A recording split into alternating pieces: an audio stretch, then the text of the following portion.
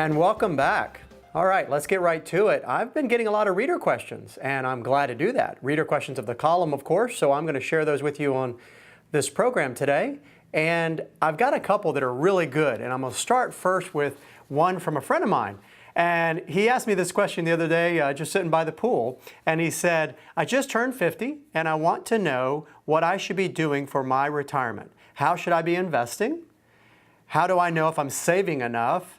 Are there any specific moves I should be making? Well, Andrew, I'm glad to answer those questions for you. So let's start with, first of all, acknowledging the most important part of this, and that is that you don't think you have it all figured out.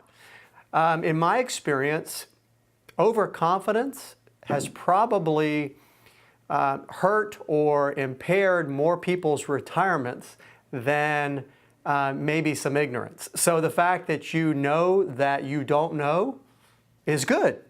So let's talk about some of the things you can be thinking about for retirement. First of all, you know, there's a lot of different ways to get there to retirement. There's no one absolute way. There is no solution for everybody. So depending on your situation and the specifics, there could be a lot of different things that might be involved. So it's the classic answer, it depends. So with that said, number one, I'm a big believer of always having enough cash on hand to cover emergencies. And I know that seems kind of basic. You say, well, yeah, but what if this happens or that happens?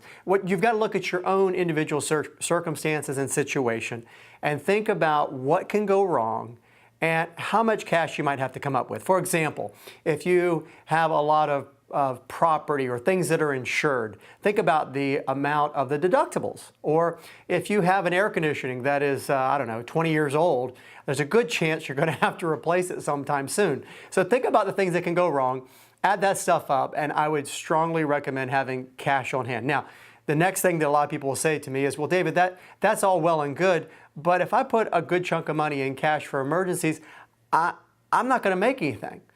Well, agreed. You won't, not in the current interest rate environment at the time I'm producing this show for you. However, that is the cost of keeping that money liquid. So we live in a wonderful country. Yes, we have our challenges. Low interest rates for people who have cash or savings. That's certainly one of the challenges that we face. But you don't have to bring an armed escort guard to go to the bank. Okay, so there are pluses and minuses. And that's also having your cash at a bank in the United States. You do have FDIC insurance. So these are all the things you need to keep in mind when you think about the cash you want to have on hand, but have enough cash to take care of emergencies. That's number one. Don't do anything until you have that. Number two, make sure that you are thinking about your insurance, as I mentioned that before. Well, at age 50, I'm not saying you're old, but at age 50, it's not too soon to start thinking about long-term care insurance. Now, I say that assuming that you've already got health insurance and all the other insurances you might need for your situation. At 50, you're still working. You have disability insurance. There are other insurance to take a look at, but in addition to them, if you're thinking about retirement, one of the things a lot of people look at as they move toward or into retirement is long-term care insurance. Now, I can tell you that at age 50, your insurance cost is going to be a lot less than it will be at age 65. And while you're at it, maybe think about a limited pay policy where maybe you pay premiums for 10 years, not the rest of your life. And while you're at it, one more thing, because that home health aid 20 or 30 years from now is going to cost a lot more than it will today, add an inflation rider to that long-term care policy. All right, what else do I have for you? Number three, this is a big one. Pay off any debt you have that is 5% or more, period. Well, I do have a couple of caveats. First caveat is if you have access to a 401k or similar type of retirement plan at work, and you're not already putting enough money in to soak up the employer's contingent or matching contribution, please do so. So for example, if they will match you 50 cents on the dollar up to 3%, then put in 6% to take advantage of that offer and get the 3. You've got an immediate guaranteed 50% return. Now, even do that while having some debt because you're getting a 50% return on your money It's very likely that that 50% return is higher than the cost of whatever your debt may be.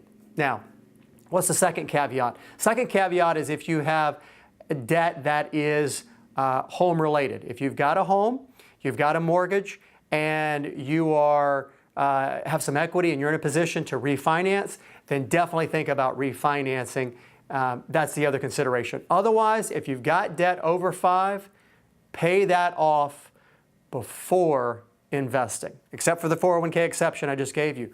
Before investing in the latest, greatest investment opportunity that's been presented to you by a friend, a broker, an advisor, whomever, pay off the debt first. Now, once you've got that done, what's next? You're 50.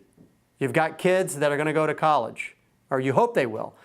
Do you have enough money put away for college? Figure out how much you think it's going to be for each kid, multiply by the number of kids, and come up with that total. Then divide by the number of months until the oldest is going, how long before they're going to reach college age. And try to put that much away each month systematically into something that will be available, not too long of a long-term investment, but something that will be more liquid. There are lots of different ways of doing this, 529 plans, brokerage accounts, all kinds of things you can invest in, including prepaid college plans where you prepay your tuition. There's a variety of things you can do, but the most important thing is to be doing it consistently, monthly. Investing through your employer, your work. So if you've got access to a 401k or a similar type of retirement vehicle, 403b, 457, tax sheltered annuity, any of those types of retirement plans, put money away.